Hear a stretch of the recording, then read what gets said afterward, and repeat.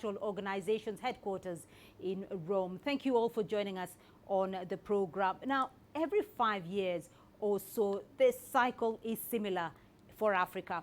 A La Nina weather cycle brings in some drought, and then followed by flooding, which is what we are experiencing right now. Ross Smith, what is the current situation and what are its effects on agriculture and the food output for the continent? Great, thanks very much, Beatrice. It's a good question. As you say, there are recurrent shocks and recurrent events. And in fact, they are happening with increased frequency year on year here. So at the moment, we have a triple threat across this region with a locust outbreak, with floods, and with anticipated drought and reduced harvest next year. And of course, on top of all of that is the COVID pandemic, which has had major economic impacts throughout the region. So, you know, some of the analysis we've done, we're anticipating an up to doubling of the number of people that are food insecure, certainly across the East Africa region. And that's a trend that's applicable more broadly across other regions in Africa and more globally. So when you talk about a looming threat and you talk about the doubling of the food insecure people, Ross, break it down for us exactly. What is the short-term outlook for 2020 and exactly how many people are we talking about when you talk about the figures? Sure, yeah. I mean, I think one of the new phenomena we've seen with COVID is really the new food insecure that are in urban areas. And this is often an area that's overlooked in a lot of the analytic work that we've done in the past and in a lot of the humanitarian and development work. Certainly in this region, I'm working in the East Africa region, but others as well. So in East Africa, I'll talk about some numbers here and then more globally. In East Africa, we're looking at moving from 25 million people that are acutely food insecure to up to 40 to 45 million people that are acutely food insecure. And a lot of those new food insecure are in urban areas. And of course, people that are affected by droughts are also often the same people affected by locusts and affected by floods. So it's a concern. Globally, we know that there are up to 2 billion people that are food insecure, and up to almost 700 million of those are in the Africa region itself. And some of those are more moderately food insecure and some are more acutely food insecure, of course. But, you know, to draw attention to this region, we have 4% of the world's population in Eastern Africa, but 20% of the world's acutely food insecure people. All right, let's look at those numbers a little bit more because, Jasper, we are not talking about a new phenomena here. We've heard from Ross that it is a continuous cycle. This time around, though, was the cycle expected in terms of preparedness, and what's been the response? So, IGAD Climate Prediction and Application Center organizes seasonal regional forecast forums. We call them GACOF. And so far, the most recent GACOF indicated that the region is going to face below average rains.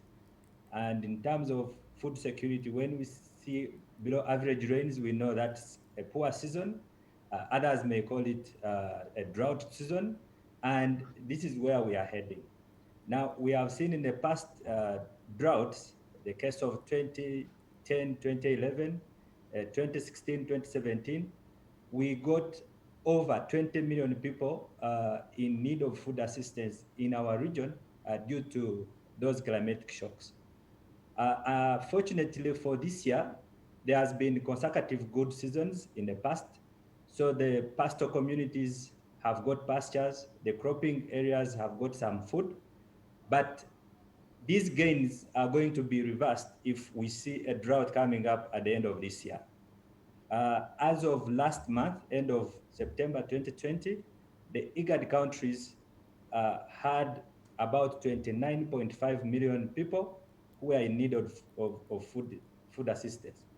The majority of these were in Sudan, Ethiopia, and also South Sudan.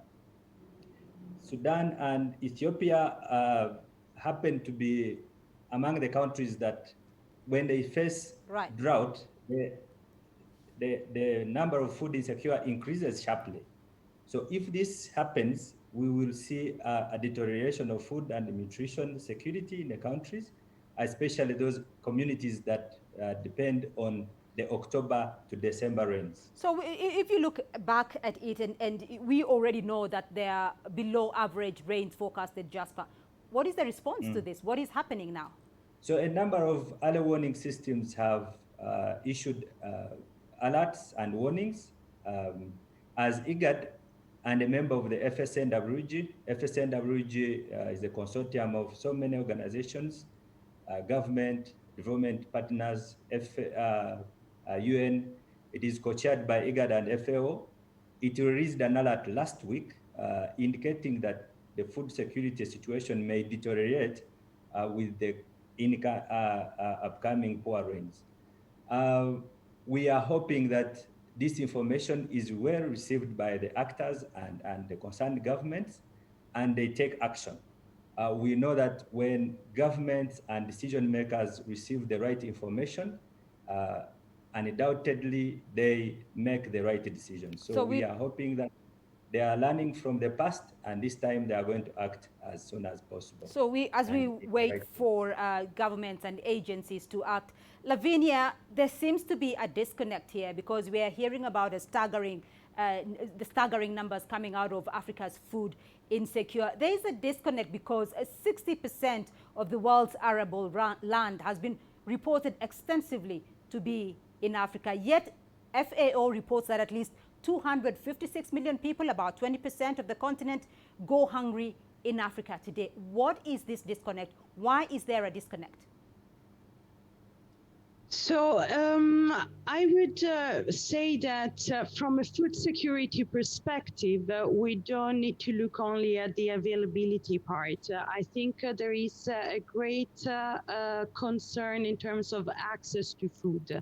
And this is what we've been also looking when seeing the pandemic effects on the food security. And so, for example, all the restrictive measures that have been put in place to contain the spread of the virus, for instance, were also very much disrupting not only the agri-food systems, but causing major limitations in terms of food access. We've seen, also Ross was already mentioning, that the urban population are mainly concerned in terms of losing their jobs. They are part of the informal sector, so they do face income shortcomings and lower purchasing power. So it's not a problem of availability of food. There is a problem of access and stability that we need to really, really take into consideration. So we are seeing, a lot of challenges that have come up as a result of COVID-19, exacerbating the already tough situation when it comes to food security. And Ross, there are a lot of global and regional initiatives aimed at combating the food security around the world, not just in Africa. And WFP, your organization, did win the Nobel Peace Prize for 2020 for its effort to combat hunger. But there is still a lot of hunger in the world. What is it that your organization is grappling with as we speak? What is your biggest challenge, and how is your organization responding to that? Thank you, Beatrice. It's a good question, and thanks for the mention of the Nobel Prize. Certainly, we're proud of that. But I mean, I think it's a shared prize. It's certainly WFP, but also all of our partners, FAO and IGAD, my fellow panelists, of course, and all of the people that we work with in national governments. And I think it draws attention to the fact that hunger is a key factor in peace, or the lack of peace, and it's a key contributor to reducing hunger. Ending hunger is a key contributor to peace. I think from our side, from WFP, and certainly when we reflect on the new normal around COVID and how we respond to COVID, there are really three key things.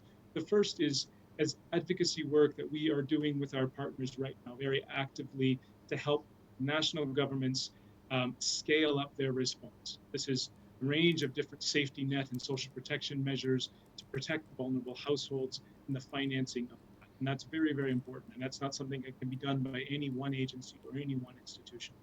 The second is around the supply side.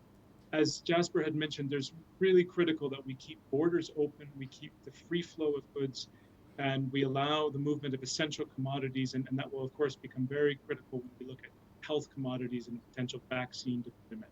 So that's something we've been working very actively on with host governments across this region and globally as well. And then the third is the need to scale up. We all need to scale up. And as the number of food insecure in Hungary grow, WFP is an imperative that we respond to that. So we're working at scaling up our own operations and finding the funding to that. And it's a major challenge that we face going into 2021. All right, we'll leave it there for the moment, but stay with us on the program because we're going to take a short break. When we come back, we'll further analyze Africa's food security in a moment.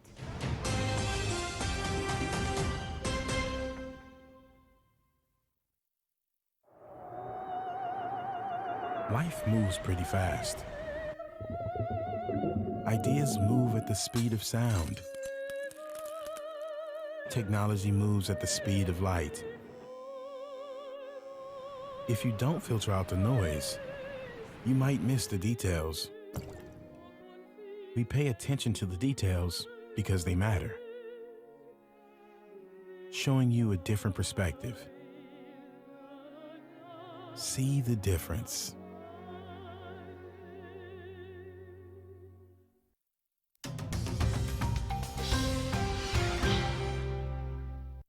Welcome back to Talk Africa. Our panel of experts is still with us from Nairobi and Rome. Let's continue with this discussion now.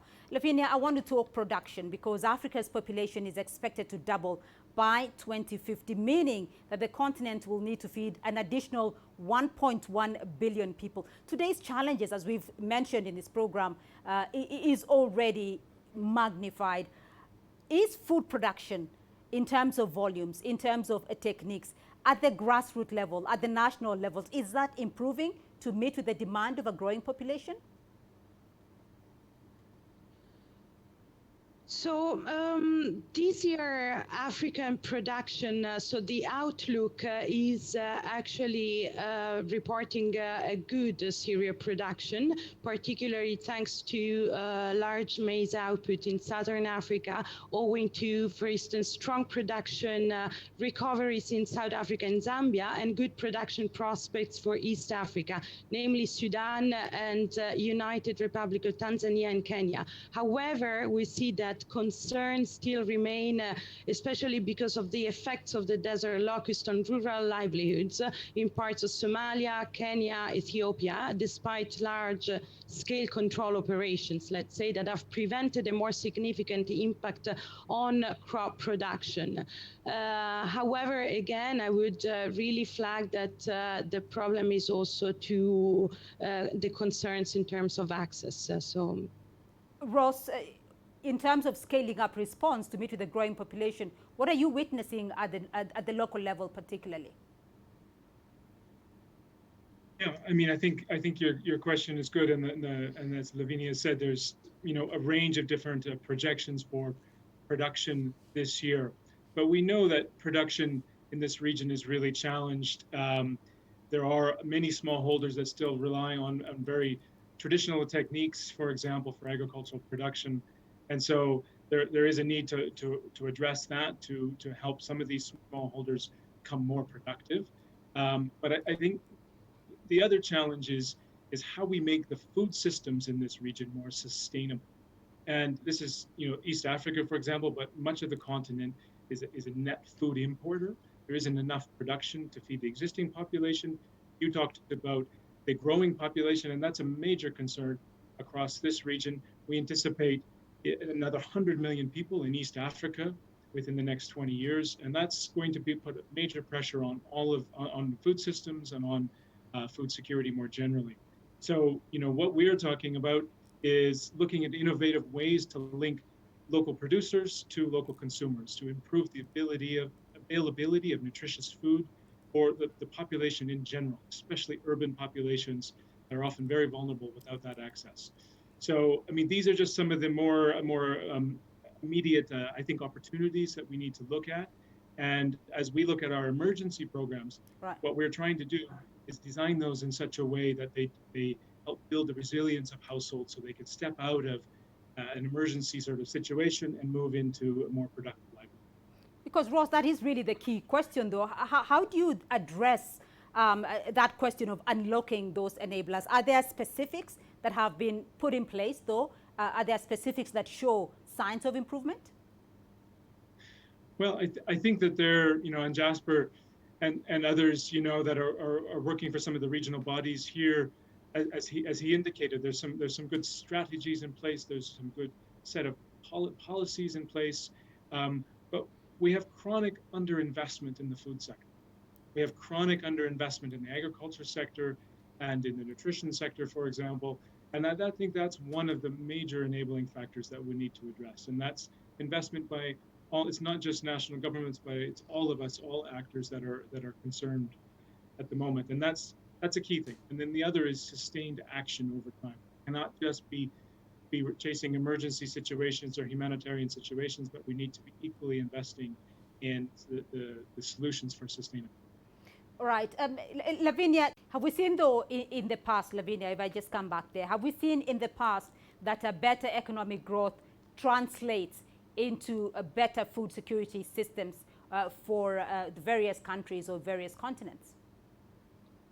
Well, I would say not necessarily, because we really need to look at several aspects. And so we really need to make sure that there is an equitable growth and distribution of the benefits for everyone.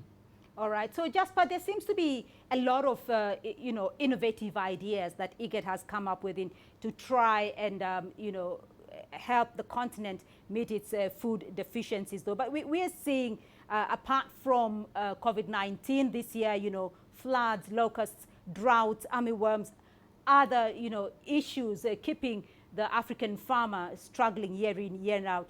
Why isn't innovation being adopted to assist the African farmer? Well,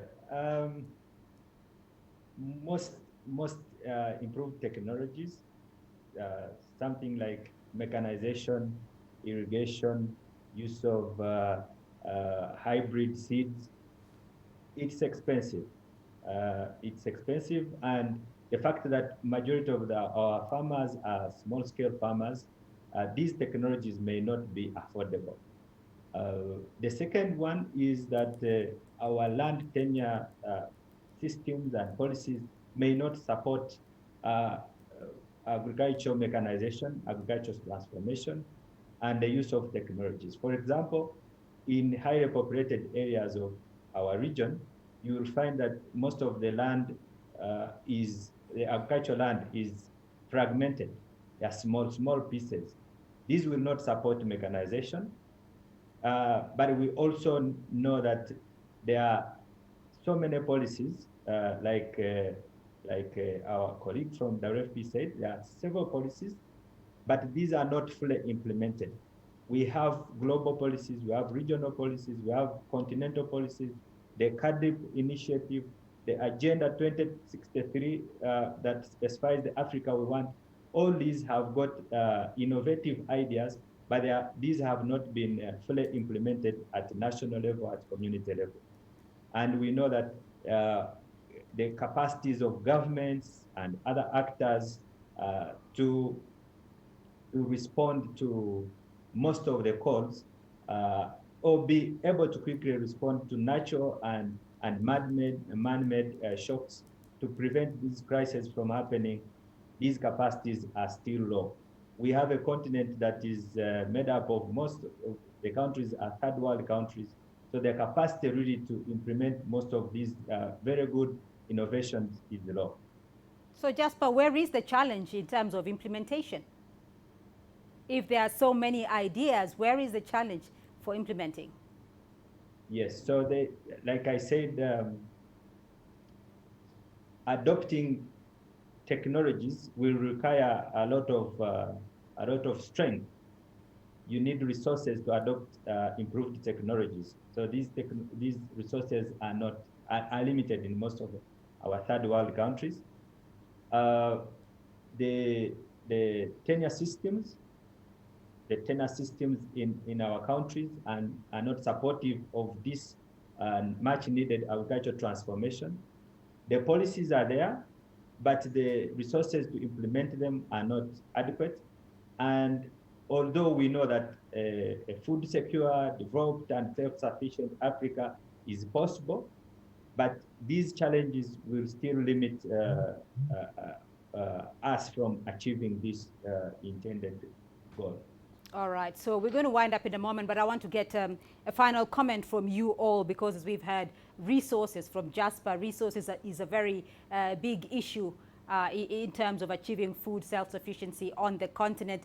And Ross, let me start off with you, because it's 10 years to go before the SDG goal of achieving zero hunger becomes fully attained by 2030. In terms of Africa's situation, what needs to be done? What are some of the solutions that can be put in place to assist the continent? And can Africa achieve self-sufficiency in food production?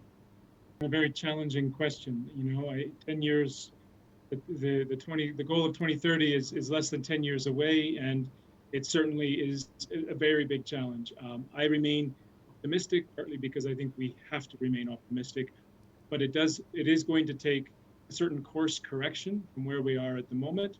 And I do think it's worth talking about the opportunities that come out of COVID and the realization that we've all had from the impacts of COVID on the importance of the social sectors, the importance of the agriculture sector, and the importance of investing in these sectors. For much of the population at least in this region, in the East Africa region, but generally in sub-Saharan Africa, the agriculture policy is your social policy. And it's very important that we see increased investment there, increased awareness, and increased focus. That I would add that, but I would also say coordination is critical. There is, as Jasper mentioned, a very large, complex policy framework, but a real lack of implementation. And that implementation takes coordinated and concerted action and the political will to do it. So that's what I would list as the key priority. Right. Lavinia, your thoughts?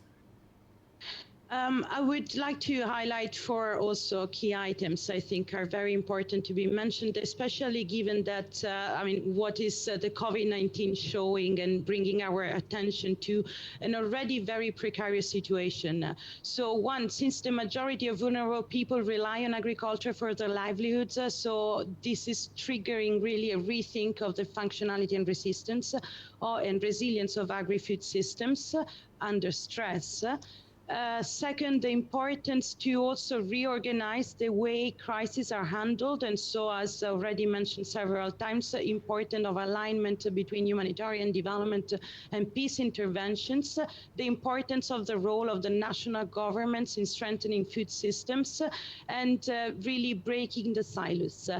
Third is scaling up social protection systems, including new vulnerable groups, but really preserving and protecting agricultural livelihoods. And then my final point, which I think now is even more important, is the importance of data and of monitoring the evolution of the food security situation, the needs and the understanding of vulnerabilities, and especially better linking the risk and predictive analysis to anticipatory action, so that we can really avoid that the worst effects of such crises have so severe and long-term impacts on acute food insecurity. All right. Jasper, you have the final word. So my last take is on competing priorities. Our governments have a lot of priorities. I mean, they need to invest in education, in health, in infrastructure, in security, in so many things. And agriculture is just another priority. So for developing countries, it's a big challenge really to prioritize which areas they need to invest the little money they have. And that's why most governments have not improved on the budgeting for agriculture investments. And we can't blame them. They are trying to invest all the resources equitably across all the sectors, across all the competing priorities. All right, we'll leave it there for the moment. Very insightful discussion indeed. But that's all we have time for this week on Talk Africa. A big thank you to today's experts, Ross Smith, the head of program at the WFP's Regional Bureau for Eastern Africa, Jasper Batureini Mwesigwa, Regional Food Security Analyst at the IGAD Climate Center, and Lavinia Antonacci, a food security expert, joining us from FAO's headquarters in Rome. Thank you all for being here with us today. Remember to follow the conversation online through our social media handles on Twitter, Facebook, and YouTube. And be sure to catch the program again next week on Talk Africa. From me, Beatrice Marshall, and the team in Nairobi, it's goodbye.